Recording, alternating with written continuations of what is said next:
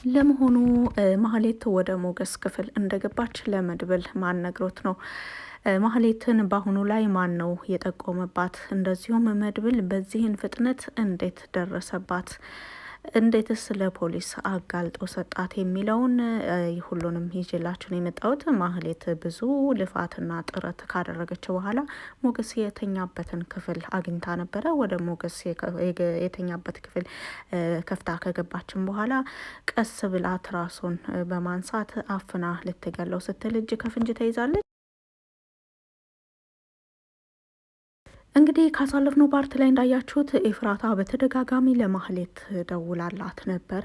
ማህሌትም ስልክ አላነሳም ማለት እኔ ያለሁበት ሁኔታ ለማንሳት አምቻ አይደለም ማለት ነው። ስለዚህ አሁን ላዋራሽ አልችልም ካለቻት በኋላ ኤፍራታ ወደ መድብል ነው የደወለችው። ምክንያቱም ካሁን በኋላ ፈጽሞ ዝና እንደማይለቃት ስለምታውቅ ከመድብል ጋር ምናልባት የተወሰነ ትብብር ላገኝ በማለት አንዳንድ የኤፍራታ እንቅስቃሴዎችን ለመድብል መልሳ ለመናገር ፈቃደኛ ሆናለች። ካሳለፍነው ፓርት ላይ እንዳያችሁት ኤፍራታ ለሞገስ ደም በለገሰችው ጊዜ በ20,000 ብር ቢስማሙም ኤፍራታ በአሁኑ ወቅት ምንም እንደሌለኝ ታውቃለህ በማለት 5,000 እንድጨምርላት አድርጋለች። ስለዚህ ከመድብል ጋር ለመስራትም ዝግጁ ናት ኤፍራታ ካሁን በኋላ። ስለዚህ ኤፍራታ አሁኑ ላይ ለሞገስ በድጋሚ ደርሳለታለች። ካሳለፍነው ፓርት ላይ እንደሚታወቀው ደም ለግሰዋለች። ምንም በክፍያ ቢሆንም ደም ለግሰዋለች። ከቀዶ ጥገናውም በሰላማዊ መንገድ ተጠናቆ ሞገስ እያገገመ ይገኛል። በዚህን አጋጣሚ የትኛው ሆስፒታል ሄደች ነው ብላ ጠይቃት ነበረ ኤፍራታ ለኤፍራታ ማለት በተደጋጋሚ ስልክ አልነሳላት ሲል ያስታወሰችው ነገር ኤፍራታ የመጣላት ሀሳብ ምናልባትም ወደ ሆስፒታሉ ሂዳ ከዝና ጋር የሆነ ጥፋት እንዳታጠፋ ምናልባትም እኮ ሞገስን ካገኙት ሊገሉት ይችላሉ በሚል ፍርሃቻ ወደ መድብል ደውላለች። መድብል በወቅቱ ስልክ ላለማንሳት ፈልጎ ነበር።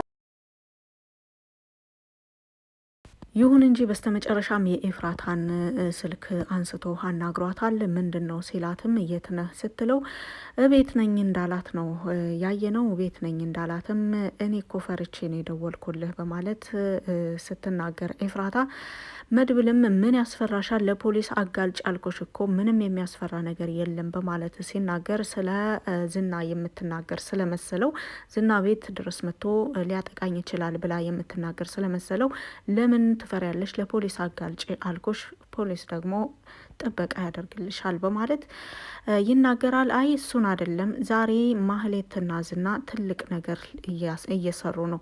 ማህሌትን በተደጋጋሚ ስደውልላት አታነሳም በማለት ምናልባትም ሞገስ ጋር ሄደው እንዳይሆን ብዬ ነው ብላ ስትናገር መጀመሪያው ከዝና ጋር የሆነ ጥፋት እያጠፉ እንዳይሆን ብዬ ፈርቼ ስትል ምን ያጠፋሉ? ካሁን በኋላ ምንም የሚያጠፉት ነገር አይኖራቸውም በማለት ነበር መድብል የተናገረው።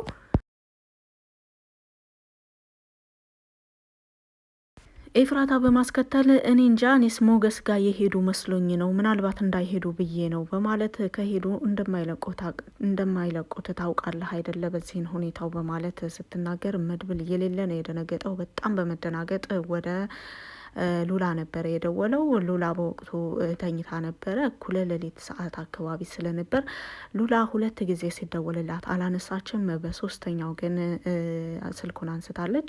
ተኝተሽ ነው እንዴ? የት ነሽ? በማለት ሲጠይቃትም ሞገስ እኮ ሂጂ ባክሽን ራስሽን ጠብቂ፣ ቢያንስ አንቺ ቤት ስኮኝ ነው እኔ ረፍት የሚሰማኝ ብሎ ስለለመነኝ ወደ ቤት ተመልሻለሁ በማለት ሉላ ለመድብል ትነግረዋለች። መድብልም በጣም ይደናገጥና እና ታዲያ ከማን ጋር ነው ሞገስ አሁን በማለት ጠይቃት ማንም የለም በሩን ዘግቼው ነው ብቻ የመጣሁት ዶክተሮቹ አሉ በማለት ትናገራለች ሉላ። ከዛም በኋላ እሽሽ በቃ ቻው ቻው በማለት በፍጥነት ወደ ሆስፒታል ነበረ የሄደው። እንደፈራውም እንግዲህ ማህሌትን ክፍል ውስጥ ነው ያገኛት። ማህሌትን ክፍል ውስጥ ሳያገኛት በፊት በር ላይ ያጋጠመው ገጠመኝ አለ።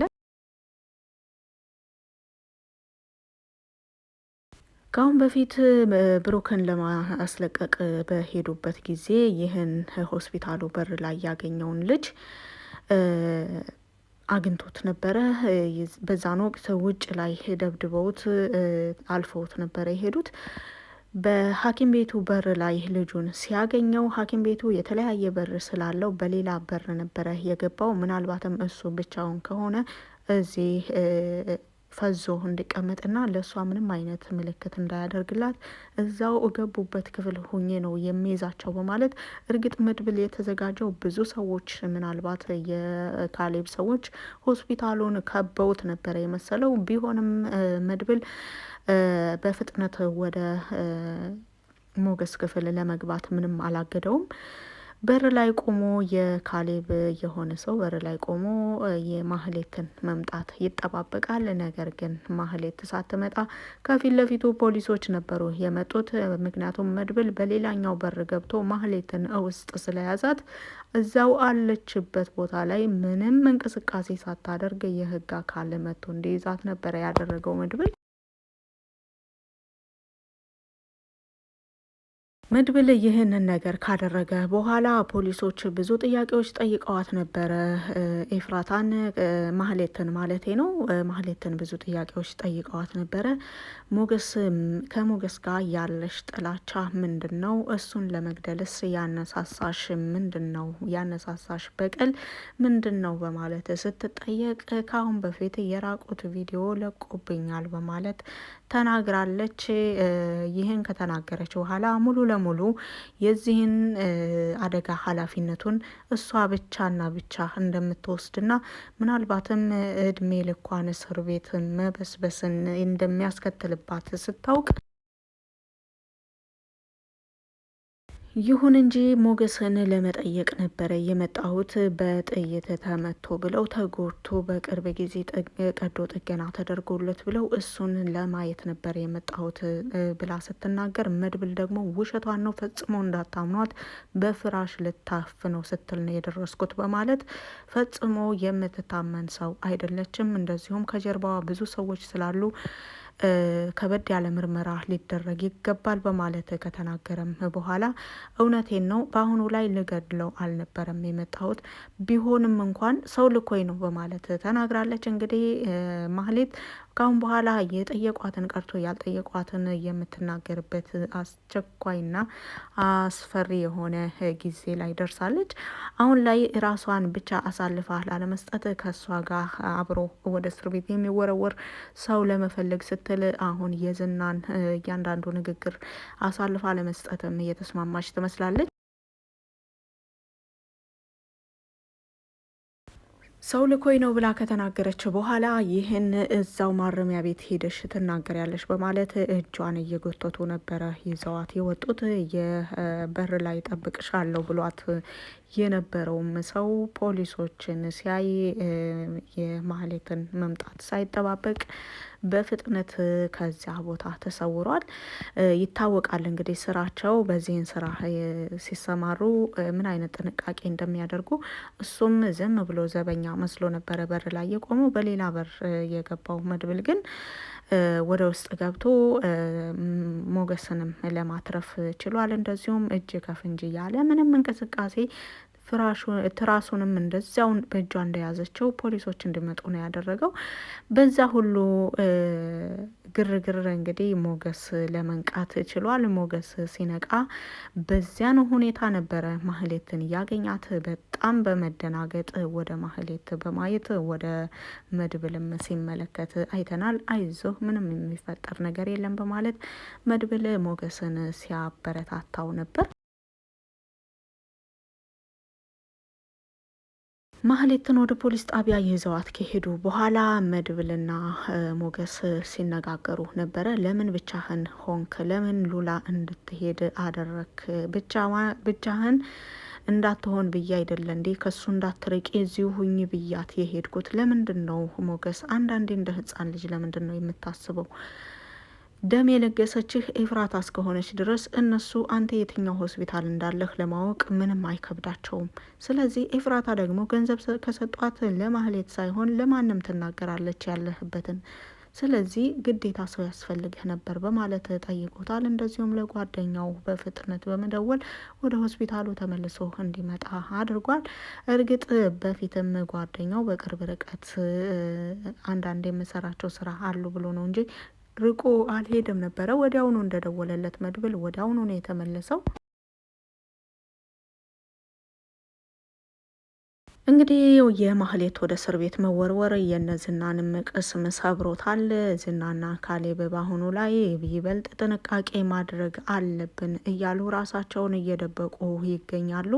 በፊት ሌሎች ሰዎች ከነሱ የሚደበቁትን አሁን ደግሞ እነሱ ከሌሎች ሰዎች እየተደበቁ ይገኛሉ። እንደዚሁም ብር ላኪ ተብላ የተያዘችውም ልጅ እንድትፈታ እየተስማሙ ይገኛሉ። ቤተሰቦቿ ብር ስለሌላቸው የሚልኩት ገንዘብ ስለሌላቸው ልጅቷን ከመፍታት የተሻለ ሌላ ምንም አማራጭ እንደሌላቸው፣ እንደዚሁም በአሁኑ ላይ እንደዚህ አይነት ስራ ይበልጥ ባንዳፈር ጥሩ ነው። ብዙ የኛ የሆኑ ሰዎች እየተያዙ ነው። አሁን ማህሌት ተያዘች ማለት የኛ ምስጢር በግማሽ ተጋለጠ ማለት ነው በማለትም ዝናና ካሌብ ሲነጋገሩ ነበር። የማህሌት እስር ቤት መግባት ከማንም ከምንም በላይ ዝናን አስጨንቆታል። ዝናን ብቻ ሳይሆን ካሌብንም አስጨንቆታል። የሚቻል ከሆነ እዚያው እስር ቤት ውስጥ የሚጨርሷት ሰዎች መላክ አለብን ሲልም ካሌብ ሲናገር ተደምጧል። ካሌብ እውነታና ምስጢሩ ላለመጋለጥ ሲል በማህሌት ላይ እርምጃ እንዲወሰድ እንደዚሁም ሰዎች እዛው እስር ቤት ያሉ ሰዎችን እንደሚያመቻችም ሲናገር ነበር። ማህሌት ደግሞ ዝናን አጋልጣ ለመስጠት ራሷን ነጻ ለማውጣትም እየታገለች ትገኛለች። ካሌብ በእስር ቤት ውስጥ የሚኖሩ ሰዎችን እያፈላለገ እያመቻቸ ይገኛል። ማህሌት በምንም አይነት መንገድ እውነታውን እንዳትናገርና እነሱን እንዳታጋልጣቸው፣ ያለበለዚያ እሷ ላይ እዚያውኑ እስር ቤት ውስጥ ከባድ እርምጃ እንዲወሰድ እየተዘጋጁ ይገኛሉ። ለመሆኑ እነሱ ቀድመዋት እንዳትናገር ያደርጓት ይሆን ወይስ እሷ ቀድማ ለፖሊሶች ትናገር ይሆን የሚለው ማህሌት መያዟን ስለሰማ ዝናም በጣም ስለፈራ እንደዚሁም ደግሞ እያንዳንዱ ስራው የሚጋለጥበት ስለመሰለው ወደ እነ መድብል እንደዚሁም ሞገስን ለመጠየቅ ሆስፒታል ድረስ መጥቷል። ወደ ሆስፒታል የመጣውም ሐኪም ቤት ውስጥ እየተካሄደ ያለውን ነገር እንደዚሁም መድብልና ሞገስ ምን እያደረጉ ነው የሚለውን ነገር ለማጽናት ይመስላል። መድብልም ዝና ሆስፒታል ድረስ የመጣበትን ምክንያት በደንብ ስላወቀ ዝና ከሆስፒታሉ ከሞገስ ክፍል እስኪወጣ ድረስ ቁጭ ብሎ ሲጠብቀው ነበረ። እንደዚሁም ደግሞ እያንዳንዱ የዝና ንግግር መድብልን ብቻ ቀርቶ ሞገስንም እያስደነቀው እያሳቀው ነበረ የቆየው። ሞገስ ትኩር ብሎ የዝናን ሁኔታ እያየ እንደዚሁም መድብልም እያንዳንዱ ነገር እየታዘበ ዝናን እያየው ከቆየም በኋላ በስተመጨረሻም ዝና ተሰናብቷቸው ወደ ቤቱ ለመሄድና እንደዚሁም ማህሌት ግን እንዴት ጨካኝ ብትሆን ነው? እንዴት ምን አድርገሃት ነው? በማለትም ሲናገር ነበረ። ይህን ሲናገር መድብል ሳቁ ሁሉ መጥቶ ነበረ። በአሁኑ ላይ መድብል በካሌብና በዝና ላይ ትልቅ እርምጃ ለመውሰድም እቅድ አቅዶ እየሰራ ነው የሚገኘው። ይህን ለማድረግ ግን ግዴታ ብሩክም ሆነ ሞገስ ሁለታቸውም ሙሉ ለሙሉ ድነው ወደ ጤንነታቸው መመለስ አለባቸው በሚል ሁኔታ ነው ያዘገየው። አሁን ላይ ካሌብና ዝና እየተሳደዱ ይገኛሉ። የትላንት አሳዳጅ የዛሬ ተሳዳጅ ሆነው እንደዚሁም እነ መድብል ምን አስበው አድረው ይሆን የሚለው ነገር ይበልጥ ከቀን ወደ ቀን እያስጨነቃቸው ይገኛል። ለመሆኑ ካሌብ ከከተማ ወጥቻለሁ ብሎ የከረመበት ቦታ የት ነበር? እንደዚሁም ካሌብ አሁን ላይ ወደ ከተማ መመለስ ይችላል አይችልም የሚለውን ይህም በዝናና በካሌብ መካከል ውዝግብ አስነስቷል። እስኪ በቀጣይ ዝናና ካሌብ ምን ያደርጉ ይሆን የሚለውን መድብልም ደግሞ በካሌብና ዝና ላይ ያቀደው ኦፕሬሽን ምንድን ነው የሚለውን አብረን የምናይ ይሆናል። በነገራችን ላይ መድብል በዝና ተይዛ ብር ላኪ እየተባለች ታስራ የተቀመጠችውን ልጅም አድራሻ አውቋል።